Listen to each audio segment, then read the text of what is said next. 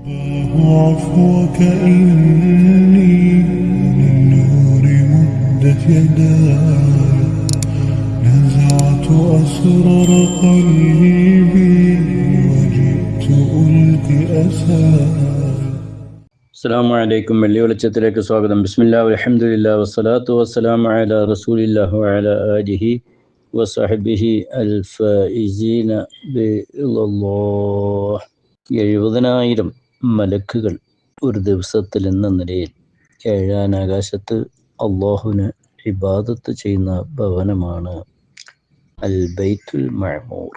അതിന് നേരെ താഴെയാണ് കഅബാലയം നിർമ്മിക്കപ്പെട്ടിരിക്കുന്നത്.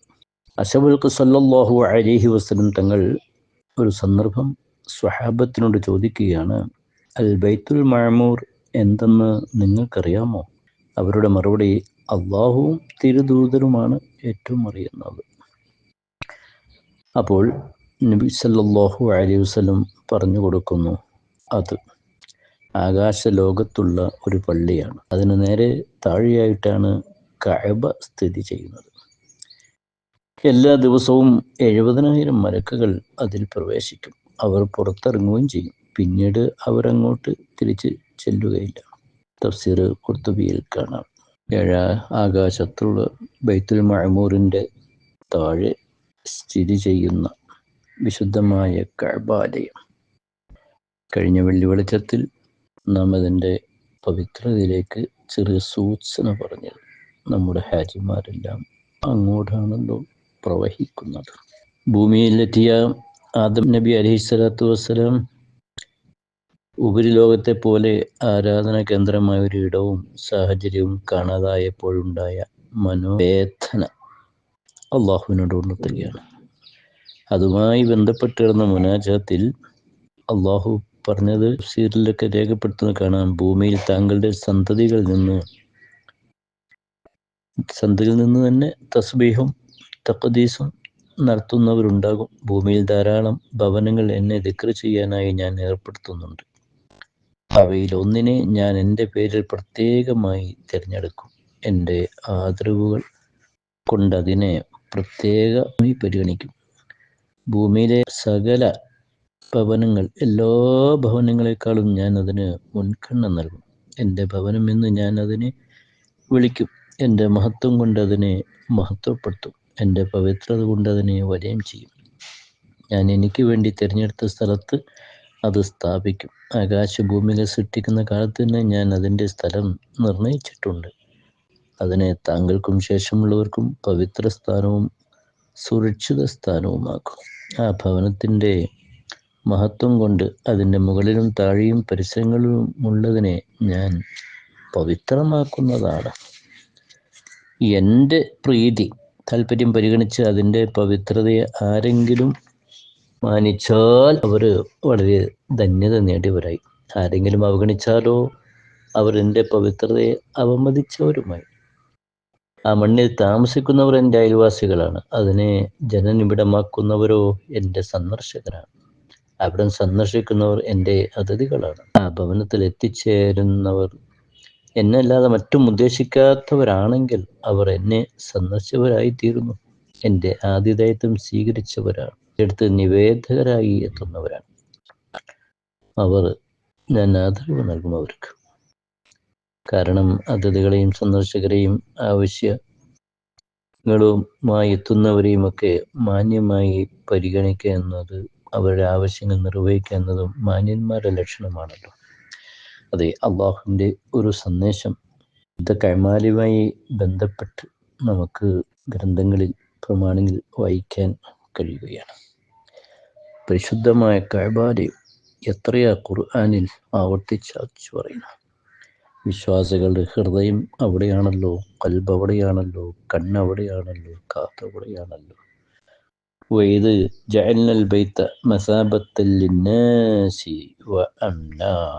പരിശുദ്ധമായ കഅബാലയം അത് വിശ്വാസിയുടെ മടക്കസ്ഥലമാണ്, അവരുടെ സുരക്ഷിതത്വ കേന്ദ്രമാണ്. പരിശുദ്ധ ഖുർആൻ പ്രഖ്യാപിക്കുന്നു. ഹജ്ജിന് അള്ളാഹു തിരഞ്ഞെടുത്ത അവിടെയാണ്.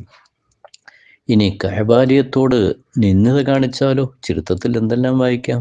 ഒരൊറ്റ കാര്യത്തിലേക്ക് നമുക്ക് ശ്രദ്ധ തിരിക്കാം. കഅബയെ പോലുള്ളൊരു വിശുദ്ധ ഗേഹം പരിപാലിക്കാൻ കൂടുതൽ അർഹർ താങ്കളാണട്ടോ. അതിനാൽ ഖുറൈശികൾ പരിപാലിക്കുന്ന കഅബ തകർത്ത് കളയണം. പിന്നെയോ യമനിൽ മറ്റൊരു ഭവനം പണിത് ഹജ്ജിനും മറ്റ് ആരാധനകൾക്കും അവിടെ ഒരു സൗകര്യം ഉണ്ടാക്കണം. എന്നിട്ട് ജനങ്ങളോട് ഇത് പറയുകയും വേണം. ഇതാരാ പറഞ്ഞത്? ഹുദൈൽ ഗോത്രക്കാർ. ആരോട്? യമൻ ഭരണാധികാരിയായ അബ്ദുൽ ഹിംയരി എന്ന തുബൈ മൂന്നാമനോട് പറയുകയാണ്. ഇത് പറഞ്ഞപ്പോൾ കഅബ തകർക്കാനായി സൈനിക സൈന്യവുമായി മക്കയിലേക്ക് പുറപ്പെട്ടു. പരിശുദ്ധമായ കഅബ പരിപാലനത്തിന്റെ പേരിൽ ഹുദൈൽ ഗോത്രക്കാർക്ക് ഖുറൈശികളോടുണ്ടായിരുന്ന ഒരു അസൂയാണ് ഇതിന് കാരണം. എന്നാൽ തുബഉം സൈന്യവും പരിശുദ്ധ മക്കയിലേക്ക് എത്തുന്നതിൻ്റെ എത്രയോ കുറെ കിലോമീറ്റർ അകലെ വെച്ച് തന്നെ ശക്തമായൊരു കാറ്റ് അടിച്ചു വീശാൻ തുടങ്ങി എന്നല്ലേ നമ്മളൊക്കെ ചരിത്രം കേട്ടിട്ടുണ്ടല്ലോ. മുന്നോട്ട് പോകാൻ അവർക്ക് പ്രയാസം വന്നു.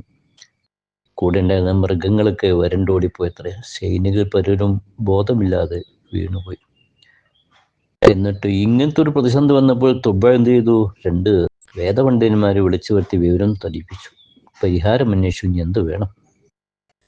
അള്ളാഹു സംരക്ഷണം ഏറ്റെടുത്തുള്ള ഒരു വിശുദ്ധ ഭവനത്തെ അപകടപ്പെടുത്താനാണ് താങ്കൾ പുറപ്പെട്ടിരിക്കുന്നത്. അതിനാൽ താങ്കൾക്ക് മുന്നോട്ടുള്ള യാത്ര സാധിക്കില്ലട്ടോ.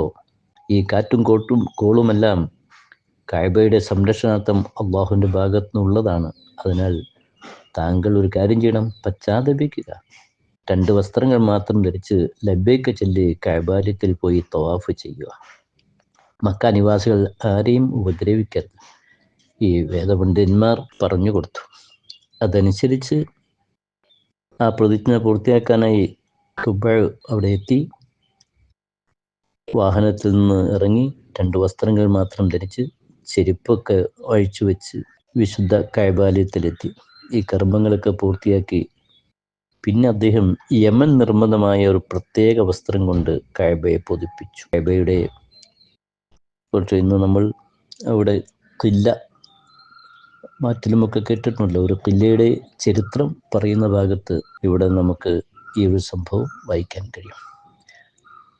കഅബയെ ബഹുമാനിച്ചുകൊണ്ടാണ് പോയിട്ടുള്ളത്. വിശുദ്ധ കഅബയ്ക്ക് ആദ്യമായി ഖില്ല പുതപ്പിച്ചതിൻ്റെ പശ്ചാത്തലം ഇങ്ങനെ വായിക്കുന്നു. വേറെയും ചില അഭിപ്രായങ്ങളൊക്കെ ഉണ്ട്. എന്നാൽ ഈ തുബൈ മൂന്നാമൻ അദ്ദേഹത്തിന് സംഭവിച്ച ഒരു പാപത്തിൻ്റെ പ്രതിവിധി, അതിൻ്റെ ഭാഗമായി കഅബയ്ക്ക് വസ്ത്രമണിയിക്കുന്ന ഈ പതിവ് ആരംഭിക്കുകയും വിശുദ്ധ കഅബ ശേഷം ചരിത്രങ്ങളിലൊക്കെ ഈ ഖില്ല അണിയിച്ച് നബി കരീം സല്ലല്ലാഹു അലൈഹി വസല്ലം മറ്റ് ഖുലഫാവുമൊക്കെ ഈ ഖില്ല അണിയിപ്പിച്ചതുമൊക്കെ ചരിത്രത്തിൽ നമുക്ക് പിന്നീട് കണ്ടെത്താൻ കഴിയുന്നു. അതുപോലെ അബ്ദുല്ലാഹി ഇബ്നു സുബൈർ റളിയല്ലാഹു അൻഹു, മുആവിയ റളിയല്ലാഹു അൻഹു, സയ്യിദ് ഇബ്നു മുആവിയ, അഹ്മദ് മലിക് ഇബ്നു മർവാൻ, ഹജ്ജാജ് ഇബ്നു യൂസുഫ് കഅബയ്ക്ക് ഖില്ല അണിയിച്ച വിവരങ്ങൾ ചരിത്രത്തിൽ രേഖപ്പെട്ട് കിടക്കുകയാണ്. നമുക്ക് കഅബയ്ക്ക് മഹത്വവും ഒപ്പം ഖില്ല അണിയിക്കുന്ന ഒരു മഹത്വവും കൂടി ഇവിടെ ഒന്ന് കൂട്ടി വായിക്കാം. ചെറുപ്പത്തിൽ അബ്ബാസ് റളിയല്ലാഹു അൻഹു കാണാതായി. മാതാവ് വല്ലാതെ വിഷമിച്ചു പോയി. മറ്റൊരിക്കൽ വേറെയും മകനെ കാണാതായത്രേ. 2 സന്ദർഭങ്ങളും മക്കളെ കണ്ടുകിട്ടുന്നതിന് വേണ്ടി കഅബയ്ക്ക് ഖില്ല അണിയിക്കാൻ നേർച്ച നടന്നു. അതിൻ്റെ തൽഫലമായി മക്കളെ തിരിച്ച് ലഭിക്കുകയും നേർച്ച നിറവേറ്റുകയും ചെയ്തു എന്നതാണ് ചരിത്രം. പിന്നെ ഭരണാധികാരികളുമൊക്കെ ഈ ഖില്ല നിർമ്മാണത്തിലുമൊക്കെ ശ്രദ്ധിച്ചു. ഈജിപ്തിൽ നിന്നും യമനിൽ നിന്നുമൊക്കെ പ്രത്യേകമായ ഖില്ലകൾ വന്നു. പിന്നീട് മക്കയിൽ തന്നെ ഖില്ല നിർമ്മാണത്തിൻ്റെയൊക്കെ ചരിത്രവും അവിടെ ഫാക്ടറി വരികയുമൊക്കെ ചെയ്തു. ഇതൊരു കഅബാലയത്തിൻ്റെ ബഹുമാനമാണ്. ഏതായാലും കോടികൾ എല്ലാ ദിവസവും പരിശുദ്ധമായ ആ കഅബാലയത്തിലേക്കാണ് തിരിഞ്ഞു നിൽക്കുന്നത്. മരണപ്പെട്ടാൽ പോലും മുഖം ആ കഅബയിലേക്ക് തിരിക്കണമെന്ന് നമ്മുടെ പ്രമാണങ്ങൾ സംസാരിക്കുമ്പോൾ വിശ്വാസികളുടെ ഹൃദയവും വിശുദ്ധ കഅബാലയവും തമ്മിലുള്ള ബന്ധം. അല്ലാഹുവേ, ജനലക്ഷങ്ങൾ ഇന്ന് ആ കഅബാലയത്തെ പ്രദക്ഷിണം ചെയ്യുകയാണല്ലോ.